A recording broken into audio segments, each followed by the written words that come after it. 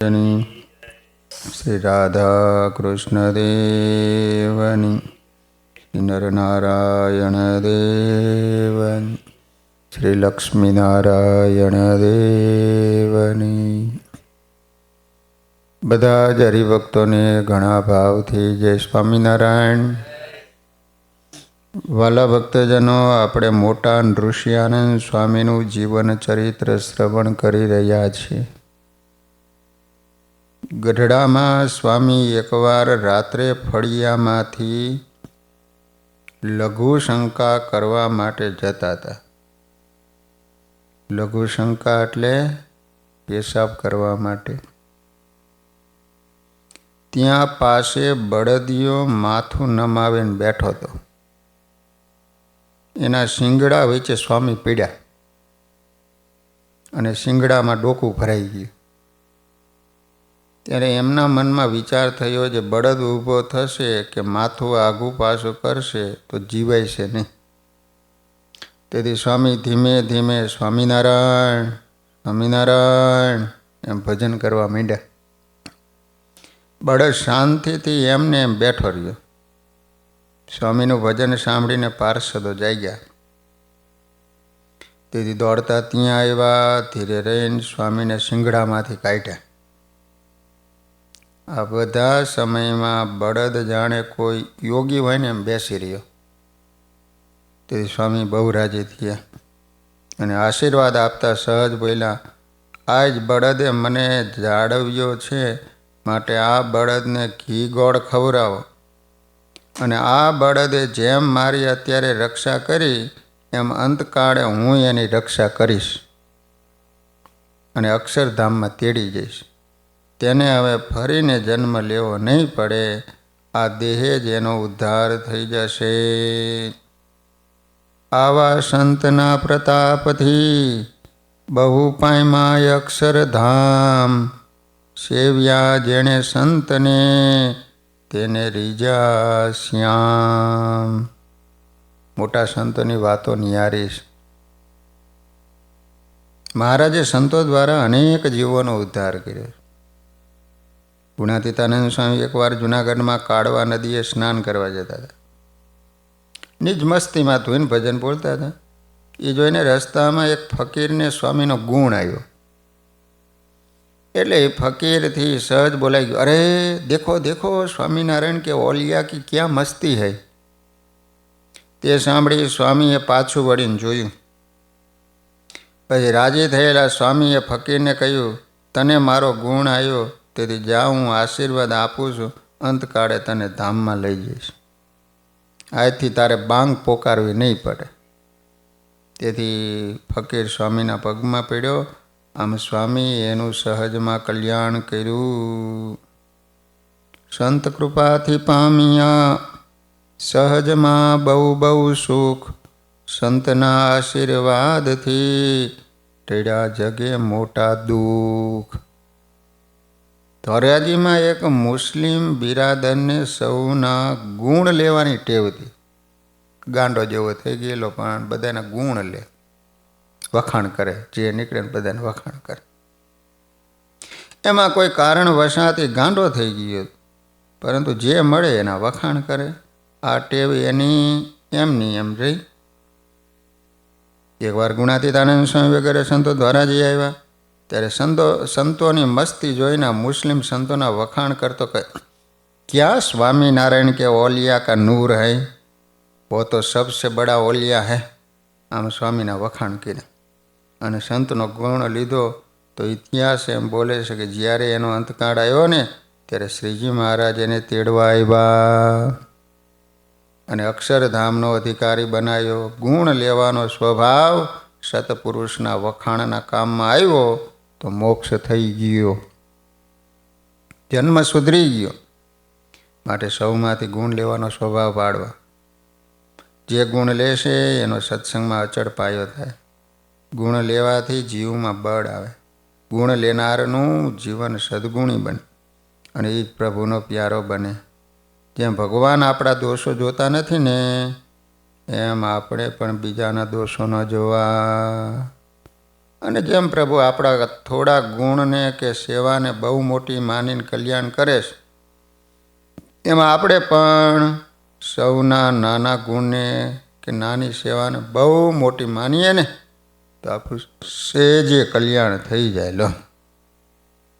અને અંતરમાં સુખ શાંતિ પણ બહુ થાય. માટે ગુણગ્રાહી દ્રષ્ટિ કેળવજો.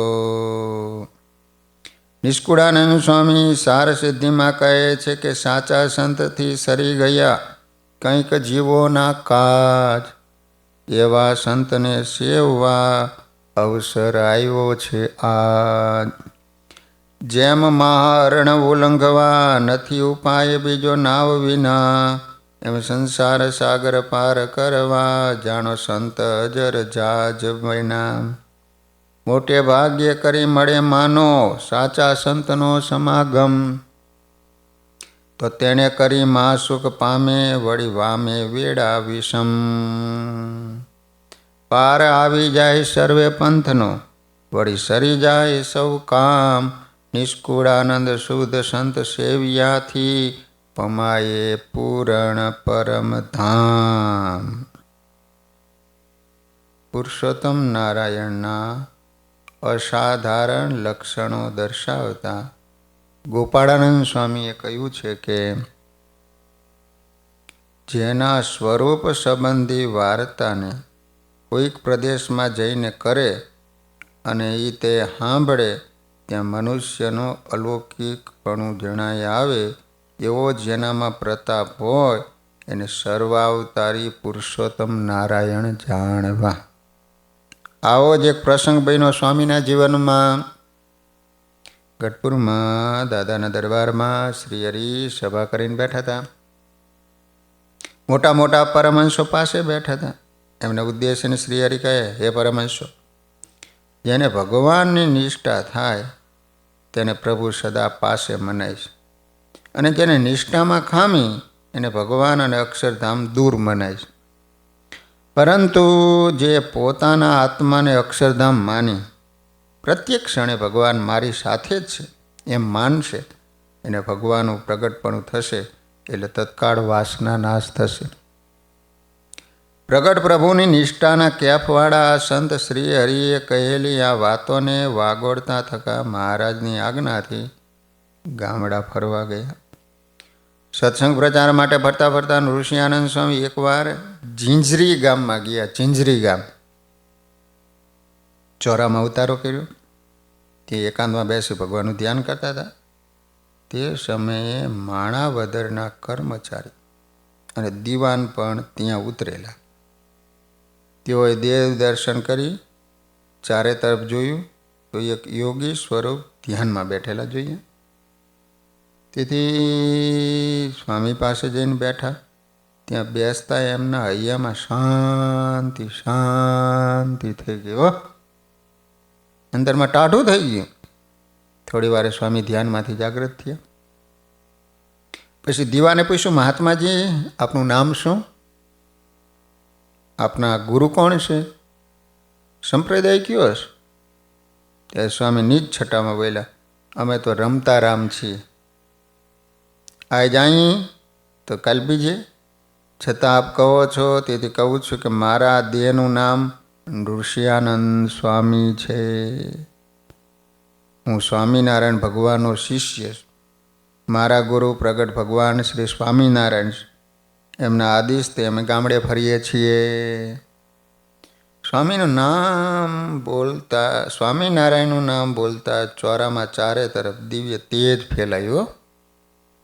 દીવાનને અને કર્મચારીને સમાધિ થઈ ગઈ. બોલો. હા, સમાધિમાં એને અક્ષરધામમાં દિવ્ય સિંહાસન ઉપર બેઠેલા શ્રી હરિના દર્શન થયા. સિંહાસનની ફરતા આનંદ મુક્તો અનેક અવતારો અને મોટા મોટા દેવો અને ઈશ્વરો શ્રી હરિની સ્તુતિ કરતા હોય એવા દર્શન થયા. તે જોઈ તેઓને સ્વામિનારાયણ ભગવાનનો પાક્કો નિશ્ચય થયો. થોડી વારે સમાધિમાંથી જઈ ગયા. પછી સ્વામીના હાથે વર્તમાન ધરી એ પણ સ્વામિનારાયણ ભગવાનના આશ્રિત થઈ ગયા. આવો હતો સ્વામીના જીવનનો પ્રભાવ. લો, માણાવદરના દીવાન અને કર્મચારી હતો એ ભગવાનનો ભગત થઈ. તેથી શ્રીહરિ એમના દ્વારા પાર પ્રતાપ વાવતા હતા, અનેક લોકોનું કલ્યાણ કરતા હતા. અને આવી હતી સ્વામિનારાયણ ભગવાનની સર્વોપરિતા. તેથી જ એમનું નામ સાંભળતા અનેક લોકોને સમાધિ થઈ જતી, દિવ્ય ધામના દર્શન થતા હતા. ગોપાળાનંદ સ્વામી આ વાતને સમજાવતા કહે છે કે શ્રીજી મહારાજે તો પોતાનું કીર્તન ગાયું તેનું, તથા કોઈ સત્સંગીનો ગુણ લીધો એનું, તથા જે જે સંતના ઉપયોગમાં આવ્યા સર્વેનું કલ્યાણ કર્યું. તો પોતાના સંબંધને પામ્યા એના મોક્ષમાં શું કહેવું?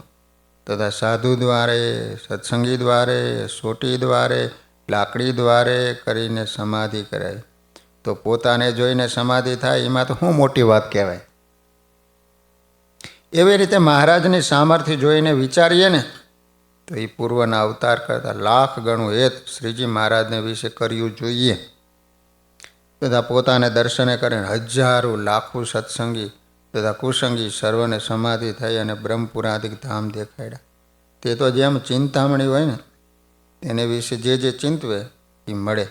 એમ મહારાજનો જેને સંબંધ થયો તથા સત્સંગીનો સંબંધ જેને થયો સર્વેનું કલ્યાણ શ્રીજી મહારાજે કર્યું. એવું સામર્થ્યપણું તો પુરુષોત્તમ વિના બીજા અવતારમાં ન હોય. એટલા માટે આવ્યા આ બ્રહ્માંડમાં પુરુષોત્તમ પ્રથમ વાર, ફાયવા સૌ આ સમામાં થયો આ હરિમાં પ્યાર. નિષ્કુળાનંદ સ્વામી પુરુષોત્તમ પ્રકાશ પ્રકરણ 32 કહે છે કે આ વારનો જે અવતાર રે એવો ન થાય વારંવાર રે. નથી આવ્યા ને આવશું ક્યાંથી રે, જન જાણજો સૌ મનમાંથી રે. શ્રી હરિ કહેતા કે આ બ્રહ્માંડની અડધી આવરદા પૂરી થઈને ત્યારે આજ હું પૂર્ણ પુરુષોત્તમ નારાયણ સર્વ અવતારી સ્વયં પધાર્યો છું. આ પહેલાં મારા ઘણા અવતારો થયા પરંતુ હું સ્વયં ક્યારે આવ્યો નહોતો. લો, જ્યારે બ્રહ્માંડની અડધી આવરદા થાય ત્યારે દરેક બ્રહ્માંડમાં એકવાર સર્વાવતારી પોતાનું દિવ્ય જ્ઞાન અને ઉપાસના સમજાવવા પધારે છે. લો, બ્રહ્માંડ પ્રત્યે સ્વામિનારાયણ ભગવાન ગયા છે અને અનેક બ્રહ્માંડોમાં સ્વામિનારાયણ ભજન થાય છે. ગઢપુરમાં અક્ષર ઓરડીમાં સ્વામિનારાયણ ભગવાન સૂતેલા, બાજુમાં એક સાધુ અને સુરા ખાચર બેઠેલ. તેમાં સાધુને આમ લક્ષ્ય થઈ ગયો, સમાધિ થઈ. તે એ તો મોટેથી બોલવા માંડ્યા, ઓહ, અક્ષરધામમાં એટલા બધા જીવો જાય છે કે રસ્તો હાંકડો પડે છે.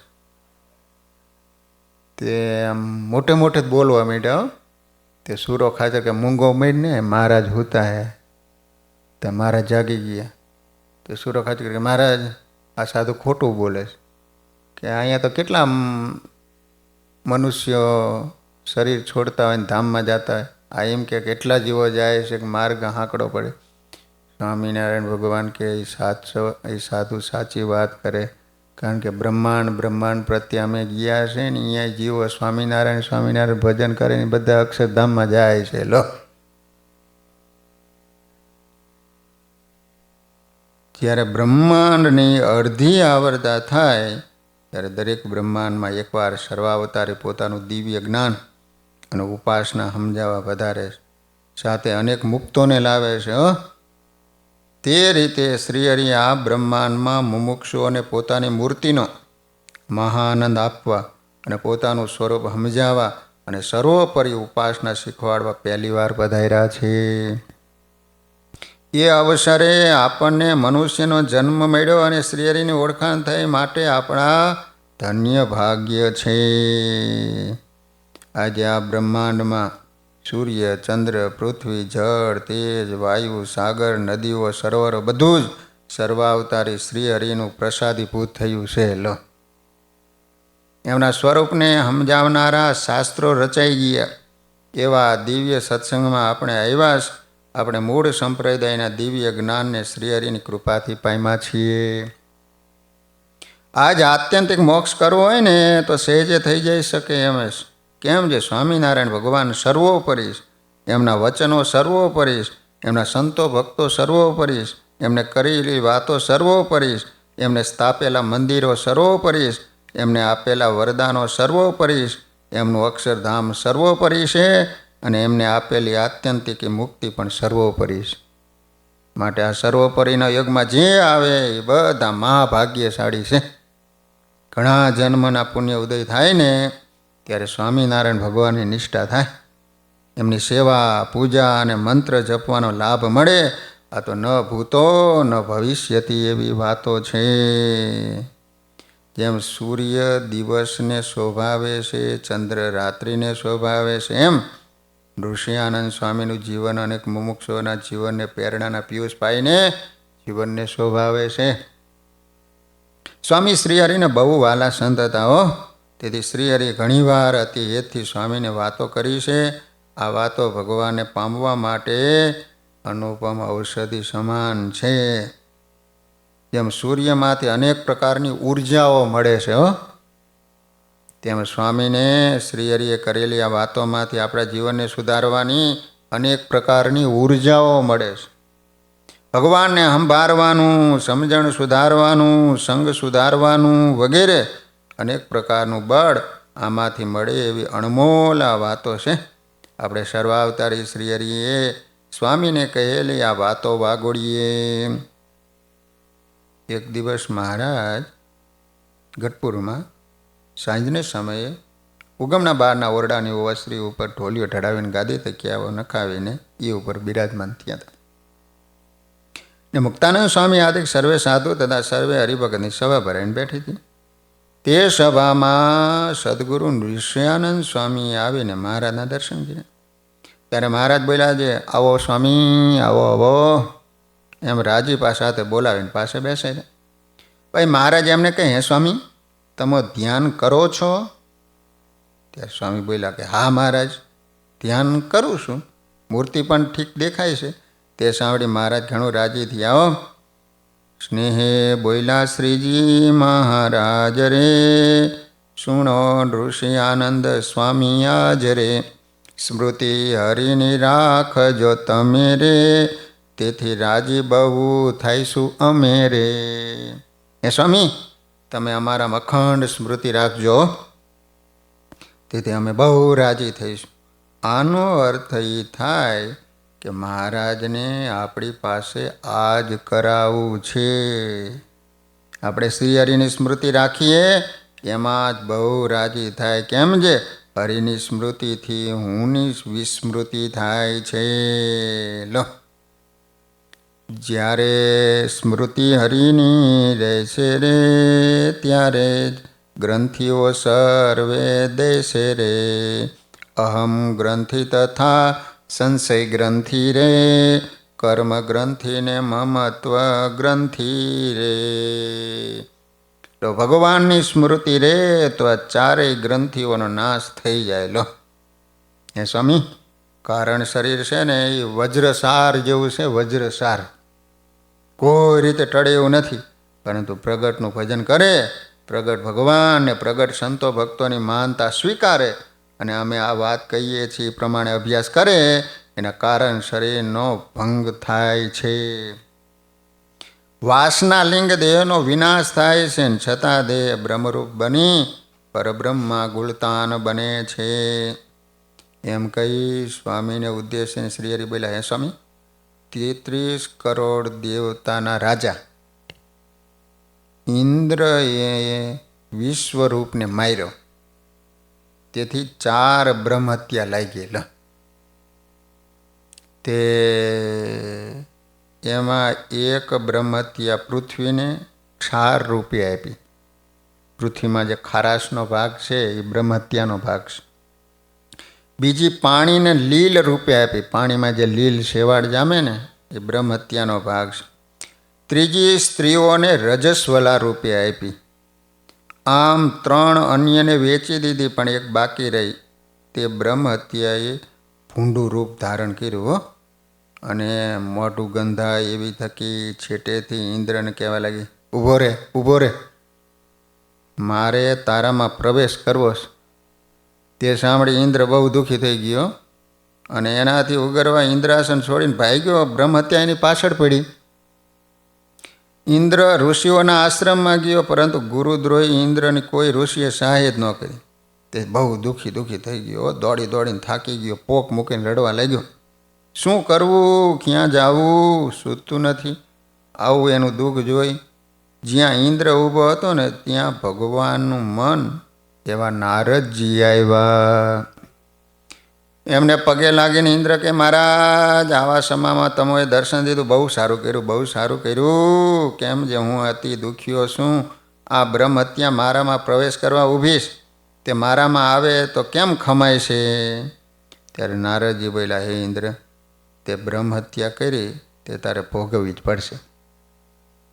ત્યારે રડતા હૃદયે દીન ભાવે ઇન્દ્ર બોલ્યો, હે નાથ, આપનું દર્શન થયું છતાં મારે દુઃખ રહે તો હું કોની પાસે જઈને ઉગરું? પછી દયાળુ નારદજી રાજી થઈને કે, હે ઇન્દ્ર, હું કહું એમ તું કર તો તારી બ્રહ્મહત્યા નાશ થશે અને સુખ્યો થઈ જઈશ. એટલે ઇન્દ્ર કહે, બોલો મહારાજ બોલો. ત્યારે નારદજી કહે, હે ઇન્દ્ર, તારા નાના ભાઈ વામનજી છે ને, વામનજી ભગવાન, તે ઇન્દ્રના નાના ભાઈ થાય. તે ભગવાનનો અવતાર છે, મનુષ્ય જેવા જણાય છતાં તે ભગવાન છે, પરંતુ તને એમાં ભગવાનપણાનો ભાવ નથી. તું સત્તા, સંપત્તિ અને લોકોની વાહને કારણે એમની મોટ સ્વીકારતો નથી. જો એને પ્રગટ ભગવાન જાણી એમની સ્મૃતિ રાખીશ ને તો બ્રહ્મહત્યા નાશ પામશે. પ્રત્યક્ષના ભજનથી એક તું શું અનેક બ્રહ્મહત્યા જેટલા પાપ હોય ને તો પણ એમાંથી મુક્તિ મળે છે. ત્યારે ઇન્દ્રને એમ થયું કે આ સાધુએ મારી મસ્કરી કરી. એ કે મારાથી નાનો છે અને એનું હું ધ્યાન કરું અને બ્રહ્મહત્યા ભાગે. એમ નારદજીના વચનમાં સંશય કર્યો. તેથી નારદજી કોચવાઈને ચાલી નીકળ્યા. પછી તો બ્રહ્મહત્યા એને અતિશય પીડવા લાગી. એનાથી થાકી ઈચ્છા ન હોવા છતાં પહેલાં દુઃખમાંથી મુક્ત થવા નારદજીના કહેવા પ્રમાણે ઇન્દ્રએ પોતાના નાના ભાઈ વામનજીની સ્મૃતિ કરી. એટલે બ્રહ્મહત્યા છેટે જઈને ઊભી રહી. તેથી ઇન્દ્રને વિશ્વાસ આવ્યો. પછી વામન ભગવાન પાસે આવી એમના પગ પકડી રડવા લાગ્યો. કહ્યું, મને આ બ્રહ્મહત્યાના પાપથી ઉગારો. ત્યારે વામન પ્રભુ કહે, મારા પ્રત્યક્ષ સ્વરૂપની નિષ્ઠા રાખી સ્મૃતિ રાખ તો તું બ્રહ્મહત્યા આદિ તમામ પાપથી મુક્ત થઈશ. પછી ઇન્દ્રએ એમ કર્યું એટલે બ્રહ્મહત્યા ટળી ગઈ અને અતિ શાંત થઈ. આ દ્રષ્ટાંત આપીને શ્રી હરિએ કહ્યું કે આ જીવને છે બ્રહ્મહત્યા કારણ દેહ રૂપ જાણો. અનાદિકાળથી વળગી મોટી દુઃખની ખાણ કોઈ રીતે આ જીવથી નથી જુદી થતી. તે તો જુદી થાય જ્યારે તેનો સુણો ઉત્તરે. સ્મૃતિ પ્રત્યક્ષ ભગવાનની જો અખંડ રાખી શકાય, ટૂંક કાળે કારણ તનનો નક્કી નાશ થઈ જાય. આ જીવને કારણ શરીર રૂપી બ્રહ્મહત્યા ચોટેલી છે. ભગવાનની અખંડ સ્મૃતિ રાખે તો એનો નાશ થઈ જાય. માટે સ્મૃતિ રાખવા જેવો બીજો કોઈ નથી મોટો લાભ. સ્મૃતિ રાખવી એ સાધન તો છે સર્વોપરી જાણો આપ. માટે હે નૃસિંહાનંદ સ્વામી, પ્રગટ ભગવાનની નિષ્ઠા રાખી એમાં અખંડ સ્મૃતિ રાખવી હો, તેના જેવો કોઈ મોટો લાભ નથી. કઠણમાં કઠણ કારણ સરળ સ્મૃતિ રાખવાથી નાશ થાય છે.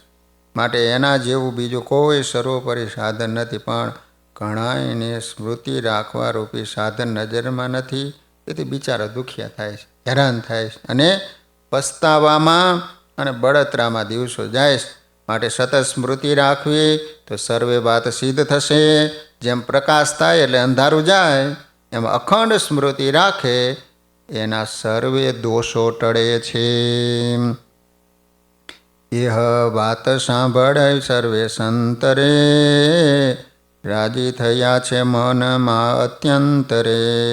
સ્વામી ઋષિ આનંદજી જે હરે તેણે અભ્યાસ વધાર્યો છે એ હરે. લો આ રીતે મહારાજે ઋષિ આનંદ સ્વામીને ભગવાનની અખંડ સ્મૃતિ રાખવાની વાત કરી તો કારણ શરીરનો નાશ થાય છે અને 4 જે ગ્રંથિઓ એનો પણ નાશ થાય છે.